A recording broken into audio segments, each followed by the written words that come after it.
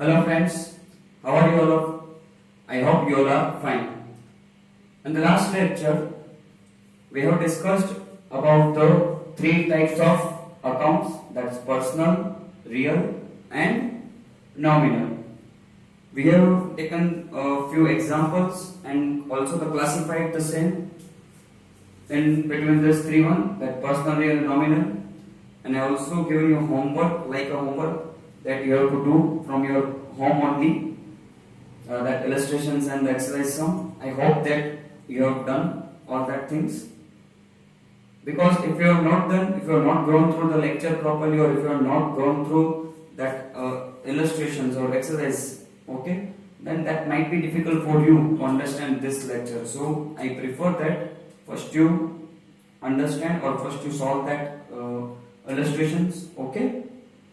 So now we are going to learn you can see the basics of account, the main rules or debit credit rules, or you can say golden rules of account. That's this one over here in front of you on the board, that for the personal, real and nominal. What is the rule, sir?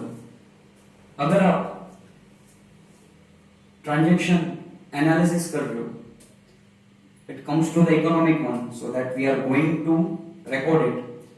So first of all, normally what we do in the transaction, first we try to analyze it, interpret it and think that whether it is an economic or non-economic. That's our first job. Then we try to relate with the business, that is it related to the business. So if it is related to the business and if it is economic, then we are going to record it, right? Then we think about whether which is it, like a cash transaction or a credit transaction or other kind of transaction, okay. Then we have learned about the two effects, that every transaction is having the two effects, and we have also analyzed few of the transaction and given the two effects in that one. And then in that two effects we will put proper this accounts. हम वहां पे ये accounts मतलब वहां पे classify करेंगे कि ये वाले इफेक्ट में जो अकाउंट है वो कौन से अकाउंट के अंदर कौन से ग्रुप में जा रहा है, और according to that we are going to apply this rules. पहले हम ये देख लेते हैं भाई, चलो कि ये रूल्स कौन से हैं. अगर आपका अकाउंट पर्सनल काइंड ऑफ है, so debit the receiver, credit the giver. If it is in the group of personal accounts, debit the receiver, credit the giver. अगर वो रियल अकाउंट है, रियल मतलब कौन सा, गुड्स और असेट्स का, if it is related to the real account, then debit what comes in, credit what goes out.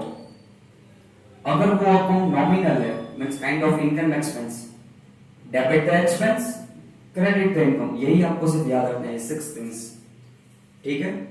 हम वापस से एग्जांपल्स लेते हैं और पहले से स्टार्ट करेंगे, ठीक है, कि भाई इकोनॉमिक है, नॉन इकोनॉमिक है, कैश है, क्रेडिट है, अदर है, फिर उसके दो इफेक्ट्स देंगे, देन उस इफेक्ट्स के अंदर हम ये अकाउंट्स क्लासिफाई करेंगे and we try to apply the rule, okay. So first example, goods of ₹20,000 sold to Jayshree, okay. 20,000 rupees के गुड्स हमने जयश्री को सेल किए. सो it is an economic transaction that you can say, because why, two parties are there, exchange of the goods, and name is given and cash word is not given in this transaction. Only name is given, Jayashri's name is given, cash word is not given. So you can say it is a credit transaction, economic and credit, okay. It is an economic transaction and related to business. We are selling the goods, okay. It is related to business, it is an economic transaction, and in that it is a credit transaction. So economic है, ये तो confirm हो गया. उसके दो parts करने पड़ेंगे, दो इफेक्ट्स. तो एक इफेक्ट तो क्या है कि भाई ये पर्सन है, अगर क्रेडिट ट्रांजेक्शन है तो वहां पे पर्सन तो आने वाला है, okay. That Jayshree, miss Jayshree, बुरा ना लग जाए उनको, मिस या मिसेस जो भी हो, राइट, ओके. सो पर्सन का नेम तो लेना पड़ेगा.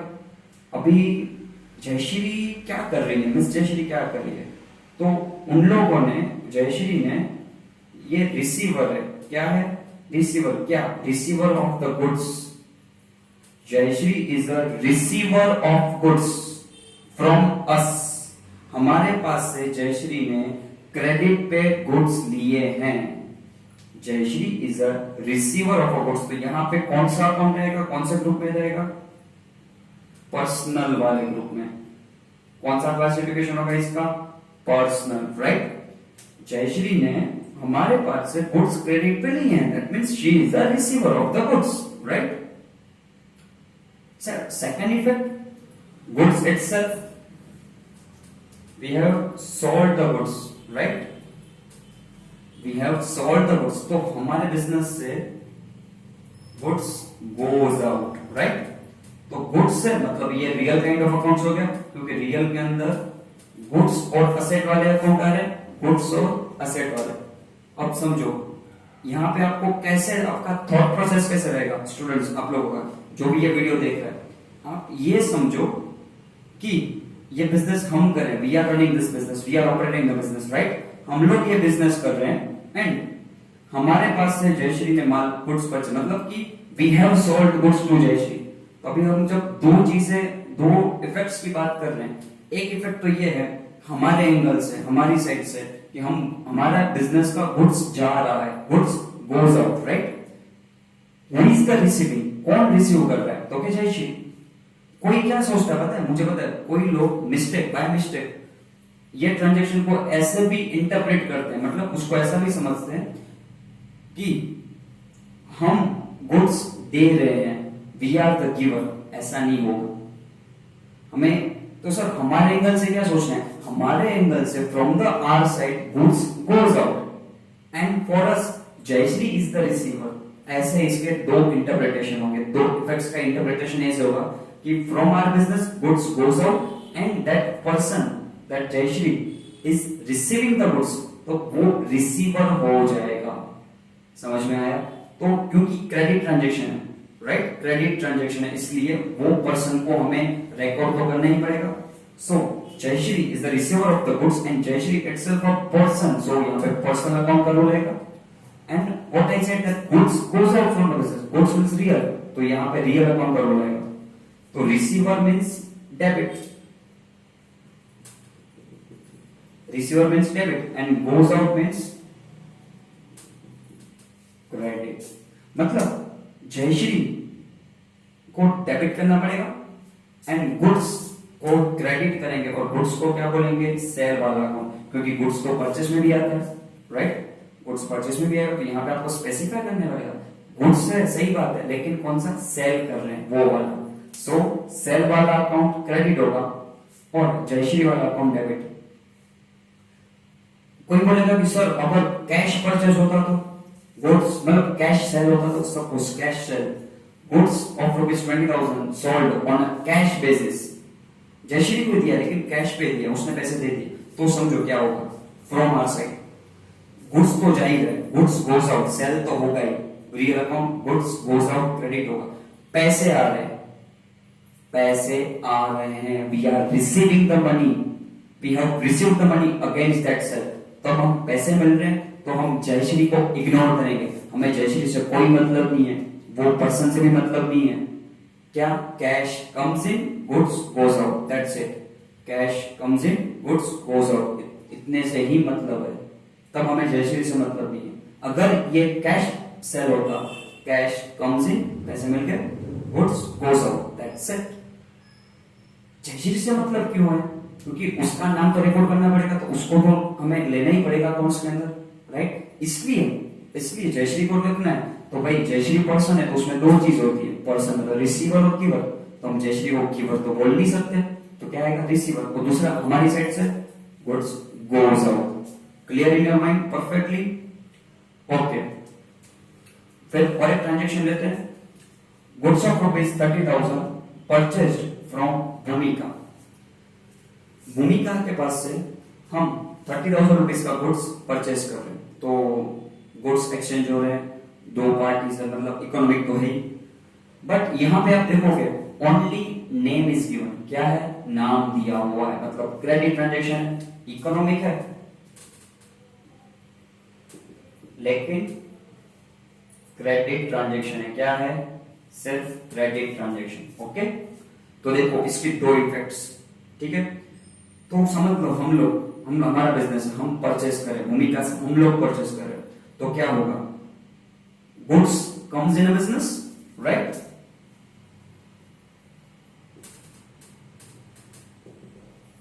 बराबर। तो गुड्स की बात आ रही है तो ये रियल अमाउंट हो जाएगा। गुड्स कम्स इन, क्यों कम्स इन हो रहा है? परचेस में क्या होता है? गुड्स हमारे पास आते हैं,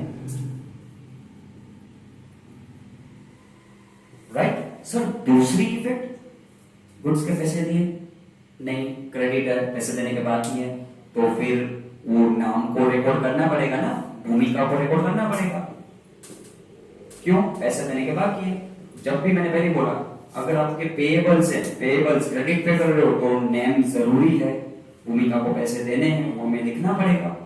ओके, तो भूमिका पर्सन है, तो भाई भूमिका रिसीवर है या गिवर है? सर भूमिका गिवर है, उसने गुड्स दिए हैं हमें। भूमिका is a giver of goods on a credit basis. भूमिका मतलब पर्सन, तो पर्सनल वाला रोल आएगा, समझ रहे हो? It's like a sale base, sale वाला, ठीक है। भूमिका ने हमें क्रेडिट पे गुड्स दिए हैं, she is the giver and we have purchase the goods, so हमारे पास गुड्स आ रहे हैं। तो यहां पे रियल, तो कम्स इन मतलब डेबिट। कौन सा डेबिट? परचेस। गुड्स अकाउंट नहीं है, गुड्स सेल में भी होता है, परचेस में भी होता है। तो मैंने क्या बोला, जब गुड्स गोज आउट हो रहा है, आप सेल करो तो सेल वाला अकाउंट क्रेडिट, आप गुड्स परचेस कर रहे हो तो आपको क्लासिफाई करना पड़ेगा। गुड्स तो दोनों में है, परचेस में भी है, सेल में भी है, तो आपको दो अलग अलग नाम लेने पड़ेंगे। जब गोज आउट कर रहे हो, सेल हो रहा है तो सेल वाला क्रेडिट, जब आप परचेस करो, गुड्स आ रहे हैं related to goods but purchase वाला डेबिट, परचेस अकाउंट को डेबिट करेंगे। अभी भूमिका पर्सन है, गिवर क्या? गिवर अकाउंट क्रेडिट, तो भूमिका क्या होगी? क्रेडिट होगी। समझ में आया? मतलब इकोनॉमिक ट्रांजैक्शन, उसके अंदर क्रेडिट ट्रांजैक्शन है, दो इसके इफेक्ट्स निकाले, गुड्स आ रहे हैं, भूमिका दे रही है। सपोज सर कैश परचेज होता तो फिर भूमिका को रिकॉर्ड करते? नहीं करता। क्यों? मैंने गुड्स लिए, मैंने पैसे दे दिए, goods comes in a business. Business के एंगल से सोचो, goods comes in a business, मेरे पास गुड्स है, वो इफेक्ट तो देनी पड़ेगी, हमारा स्टॉक बढ़ेगा, स्टॉक इंक्रीज पे, गुड्स आ रहे हैं, उसका इफेक्ट। दूसरा, मेरा कैश कम हो गया, कैश गोज आउट, बस। सर भूमिका का नाम जरूरत नहीं है ना बेटा, भाई उससे गुड्स ले लिया, उसको पैसे दे दिए, उसका नाम रिकॉर्ड करके मैं अब क्या करूंगा? समझ में आया? उसका नाम रिकॉर्ड करके कुछ नहीं, मतलब पैसे आ गए, पैसे दे दिए, गुड्स आ गए, that's it. Goods comes in a business, purchase debit, cash goes out, cash goes out, real account, cash credit, that's it. Cash purchase है तो फिर नाम का जरूरत ही नहीं है, तो फिर ये पर्सनल आएगा ही नहीं। क्रेडिट पे था, नाम रिकॉर्ड करना जरूरी था, तब आपको देखना पड़ेगा सामने वाला रिसीवर है या गिवर है। ओके, अभी समझो, हम इस बात को 2 महीने हो गए ये क्रेडिट परचेज को, 2 महीने पहले भूमिका के पास से गुड्स परचेज करके आए थे, ठीक है। अब उसको पैसे दे दिए, 30,000 पेड टू भूमिका, 30,000 पेड टू भूमिका। यहाँ पे गुड्स तो कुछ है नहीं, लेकिन बिजनेस का ट्रांजेक्शन था, इकोनॉमिक है, it is related to business. पहले के बाकी थे ना, वही दे रहे हैं, और उसमें भी ये कैश ट्रांजेक्शन है। कौन सा है? Cash transaction. अभी तो जब हमने गुड्स क्रेडिट पे परचेस किया, तब हमने बोला कि भूमिका गिवर है, उसने गुड्स दी है। अभी जब हम उसको पैसे दे रहे हैं तो उसका नाम लेना पड़ेगा ना, क्योंकि अभी गुड्स तो है, तो हमें लिखना पड़ेगा भूमिका इज अ रिसीवर। लेकिन इस बार रिसीवर में क्या? कैश, वो कैश लेगी हमारे पास से। अगर आप ट्रांजेक्शन देखोगे, इफेक्ट्स के बारे में सोचोगे, 2 इफेक्ट्स, तो हम पैसे दे रहे हैं, वो ले रही है, हमारा नहीं, हमारे उसका देखना है। भूमिका रिसीवर कर रही है, पैसे ले रही है, and our cash goes out. Cash मतलब असेट, तो रियल अकाउंट हो गया। भूमिका मतलब पर्सनल, तो पर्सनल वाला आएगा उसमें rule. Receiver account always debit, and cash goes out, credit what goes out. मतलब कि जब आप क्रेडिट पे ट्रांजेक्शन कर रहे हो ना, तो वो ट्रांजेक्शन 2 बार होगा। एक, जब आपने क्रेडिट परचेस किया या सेल कर रहे हो, तो और दूसरा उसका नाम वापिस आपको लेना पड़ेगा जब आप उसके साथ सेटलमेंट कर रहे हो, पैसे दे रहे हो या ले रहे हो, समझ में आया? 2 बार क्रेडिट पे 2 बार नाम आएगा। एक बार उसने भाई हमारे ऊपर उसको गुड्स दे दी हमें, इसलिए गिवर का टैग देंगे। जब वो पैसे ले रहा है तो हम उसको रिसीवर का टैग देंगे। समझ में आया? ओके। और एक ट्रांजेक्शन लेते हैं, this one, rent payable to Shilpa ₹2000, right? हुआ क्या होगा, हमें प्रॉपर्टी की जरूरत है और शिल्पा के पास से हमने प्रॉपर्टी ले ली, उसको यूज कर लिया, हमारे बिजनेस के लिए यूज किया। तो हम एक तरफ से देख सकते तो शिल्पा की सर्विस ली हमने, शिल्पा ने हमें प्रॉपर्टी रेंट पे देके सर्विस प्रोवाइड की और हमने वो सर्विस ली, राइट? हमें जरूरत थी, इसके बिजनेस को जरूरत थी, तो इकोनॉमिक ट्रांजेक्शन तो है, service is getting exchange over here, right? Economic transaction है। लेकिन पैसे देने पड़ेंगे ना यार, आप किसी के पास से कोई चीज आप उसकी यूज करो तो आपको उसको पैसे देने पड़ेंगे, उसका रेंट देना पड़ेगा। और ये मैंने बोला पेएबल, मतलब मैंने शिल्पा को अब तक पैसे नहीं दिए, that means it is a economic, but in that it is a credit transaction. मतलब कैसा, मतलब कि मैं ये अभी जहां पे ये लेक्चर ले रहा हूं उसको मैंने 1 महीने तक यूज किया, ठीक है, लेक्चर कंडक्ट किए, मैंने यूज किया, तो उसके रेंट देना पड़ेगा ना, मैंने रेंट नहीं दिया अब तक, बाकी है। मतलब एक तो मुझे आपको पढ़ाने के लिए रेंट का एक्सपेंस हुआ, बोलते ना खर्चा हुआ, भाड़ा का खर्चा, रेंट का एक्सपेंस हुआ। फिर अगर पैसे दे दिए होते हैं तो कैश हो सकता, लेकिन पैसे ही नहीं दिए, मैंने बोला जब आप क्रेडिट पे ट्रांजेक्शन ले रहे हो तो आपको वो पर्सन का नेम लिखना पड़ेगा। तो कौन? शिल्पा, उसका नाम लेना पड़ेगा। शिल्पा इज द क्या है, गिवर, उसने क्या सर्विस दी है हमें, Shilpa is the giver. Giver किसकी? सर्विस, रेंट की सर्विस दी उसने, प्रॉपर्टी यूज करने दी है, राइट? तो यहां पे रेंट मतलब एक्सपेंस, तो नॉमिनल अमाउंट आ गया, नॉमिनल मतलब नॉमिनल का एक्सपेंस में क्या होता है, डेबिट। और शिल्पा पर्सन है, पर्सन के केस में गिवर में क्या होगा, क्रेडिट, राइट? ये सही, इसमें आप देखोगे ना तो यहाँ पे हमने ये वाला भूमिका वाला, यहाँ पे भी हमें पैसे देने थे 30,000, यहाँ पे भी हमें पैसे देने 2,000, यहाँ पे हम क्रेडिट पे गुड्स ले रहे थे, राइट? परचेस किया गुड्स, यहाँ पे हमने सर्विस ली है, यहाँ पे वो परचेस डेबिट हुआ, ठीक है, गुड्स का था, यहाँ पे एक्सपेंस हुआ वो डेबिट। दोनों में वो गुड्स की वर्थ थी, ये सर्विस की वर्थ, दोनों में पेएबल्स है। तो यहाँ आपको समझ में आ गया होगा, जब पेएबल्स आता है तो सामने वाले को क्या करना पड़ेगा, क्रेडिट करना पड़ेगा। लायबिलिटी है बेटा, लायबिलिटी क्या है वो, लायबिलिटी। अभी मैं ये वर्ड यूज कर रहा हूं, पेएबल्स, आपको उसको पैसे देने हैं इन फ्यूचर, और जब आप सेटल करते हो तब वो लायबिलिटी खत्म हो जाती है। सेटल करते हो तब, जैसे कि यहाँ मैंने सेटल करके पैसे दे दिए तो ये लायबिलिटी ओवर, खत्म होगी। ओके, और एक ट्रांजेक्शन लेते हैं, loan of ₹10,000 given to Ram. मतलब हम बिजनेस कर रहे हैं और राम नाम का एक पर्सन आता है, उसको पैसे की जरूरत है, ठीक है, तो हमने उनको पैसे दिए। कितने पैसे दिए? 10,000 रुपीज की लोन प्रोवाइड की। It is economic transaction related to business, ठीक है, पर्सनल नहीं है, बिजनेस वाला है, इकोनॉमिक है, और उसमें उसको कैश मतलब इन टर्म्स ऑफ मनी आप उसको मेजर कर सकते हो, इन टर्म्स ऑफ मनी आप उसको मेजर कर सकते हो, ठीक है, इकोनॉमिक है, उसमें भी कैश है, क्योंकि लोन देना मतलब क्या, पैसे देना, उधार पे पैसे देना, फ्यूचर में वो हमें रिटर्न कर देगा, ठीक है, वापिस देगा 10,000 रुपए। अभी के लिए उधार पे पैसे दिए हैं, हमने दिए हैं। तो एक बात, Ram is a receiver of money, मतलब उसने लोन हमारी रिसीव किया क्रेडिट पे, क्रेडिट ट्रांजेक्शन बराबर। कैसे क्रेडिट ट्रांजेक्शन, मतलब पैसे लेने हैं फ्यूचर में, तो राम इज अ रिसीवर, वो पैसे ले रहे हैं हमसे, and we provide the cash, हम उसको कैश दे रहे हैं, तो कैश गोज आउट, कैश हमारी असेट है, cash goes out real account. ये तो पता है ना, कैश असेट होती है, हमारी ओनरशिप है, हमारी खुद का है, it's like a property of hours, तो कैश मतलब असेट हुआ।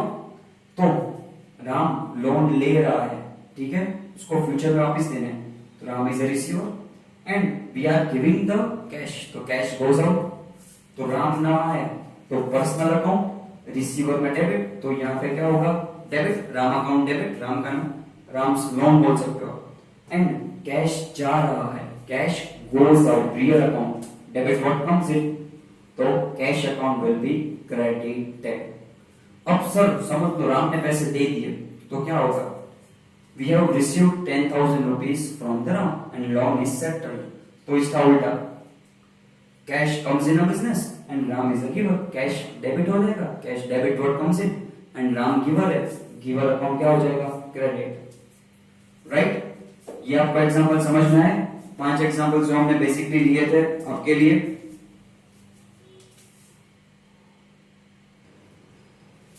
सो और 3 ट्रांजेक्शन लेते हैं, ठीक है, एग्जांपल के तौर पे 5,000 पेड फॉर सैलरी, मतलब कि समझ लो कि मेरे पास एक एम्प्लॉय काम कर रहा है, ठीक है, बंदा काम कर रहा है, उसने काम किया, मुझे उसकी जरूरत थी सर्विस की, उसने मुझे सर्विस प्रोवाइड की, रेगुलरली काम कर रहा है, तो मैंने उसको सैलरी पे की। तो आपके दिमाग में एक चीज आ रही होगी, 2 पार्टी है, एक्सचेंज ऑफ सर्विस है, कैश दे रहा हूं और रिलेटेड टू बिजनेस है, तो इकोनॉमिक तो है ही। अभी इसकी 2 इफेक्ट्स देखेंगे अगर, एक तो हम बोलते हैं ना सैलरी खर्चा है, एक प्रकार का, एक टाइप का खर्चा है, एक्सपेंस फॉर द बिजनेस, तो ये तो डिसाइड हो गया,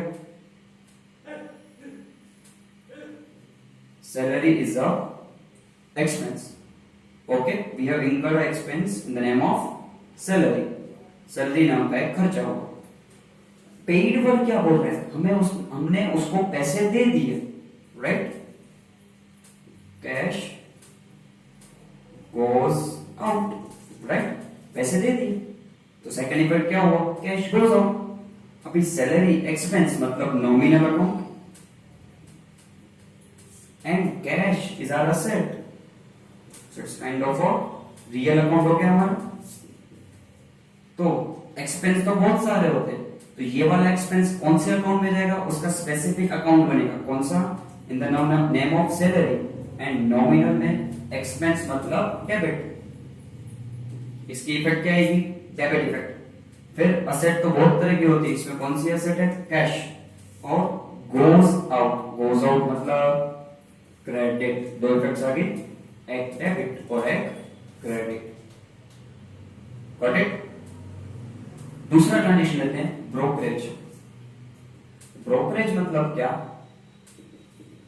कि हमने किसी को सर्विस दी, ब्रोकरेज सर्विस, और उसमें मैंने उसको पैसे लिए 2500, मतलब कि समझ लो किसी को प्रॉपर्टी फाइंड आउट करनी थी, मैंने किसी का काम कर दिया और उसने वो काम के सामने मुझे 2500 रुपीज दिए, आई हैव रिसीव्ड 25 रुपीज, हम लोगों को 20,000 2500 रुपए मिले, 25 रुपीज हमें मिले, क्यों मिले, क्योंकि हमने उसका काम करके दिया है, we have done his work और हर वर्क, हमने सर्विस दी है, we have given the service, और उसके सामने हमें पैसे मिल रहे हैं, राइट। तो एक इफेक्ट हो गया कैश, और हाँ पहले तो इकोनॉमिक ट्रांजैक्शन है, क्यों, 2 पार्टीज है, exchange of service related to business, okay. तो पहली बात, रिसीव्ड मतलब पैसे आ रहे हैं, cash comes in, right, cash comes in, ये बात तो पक्की होगी, cash comes in the business, right.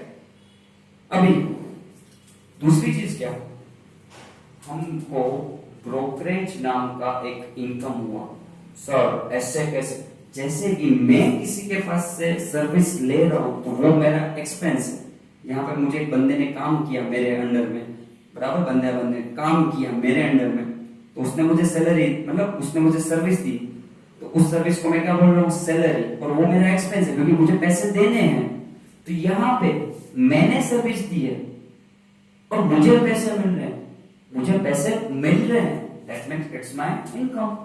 2 चीजें होती ना, एक इनकम और एक्सपेंस, अगर हम सर्विस ले रहे हैं और पैसे दे रहे हैं दैट्स एक्सपेंस, अगर हम सर्विस दे रहे हैं and we receive the money that's income, तो ये क्या होगी, income.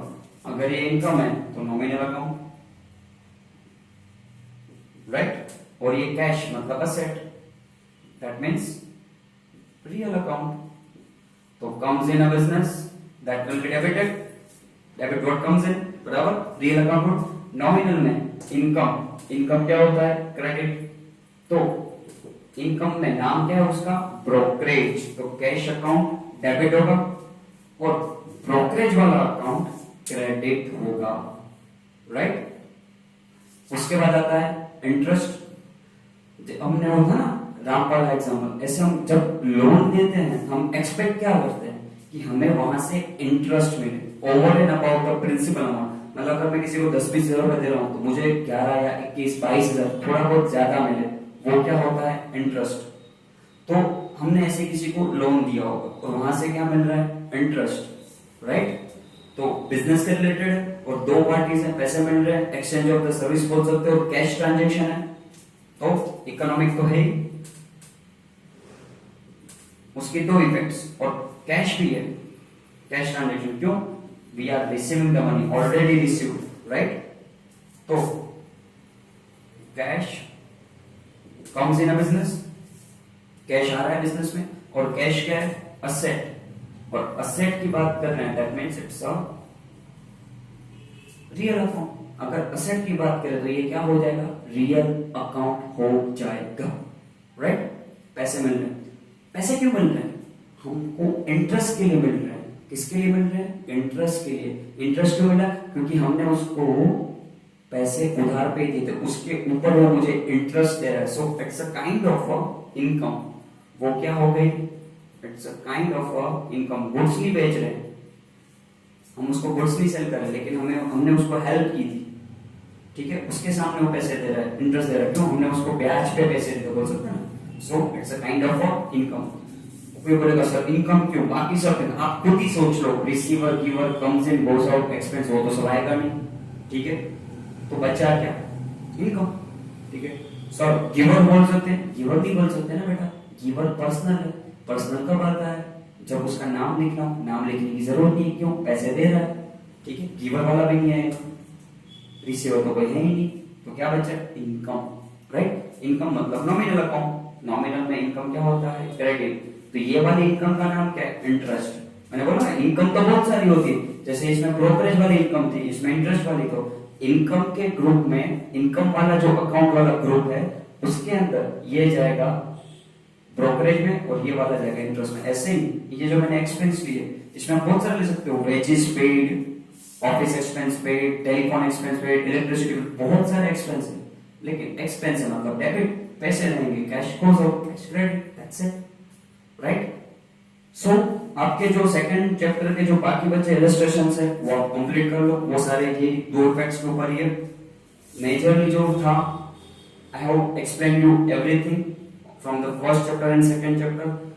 Still, if you have any query, any doubt in this two first and second chapters, so you can call me anytime. The number is given, okay, in description, or you can comment it on the that video.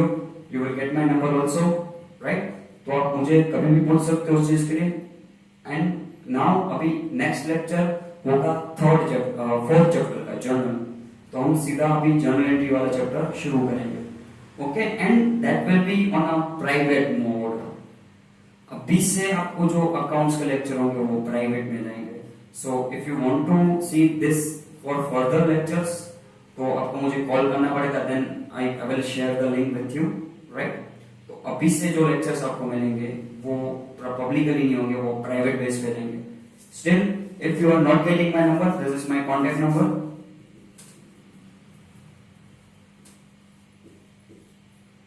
आप मुझे call करके पूछ सकते हो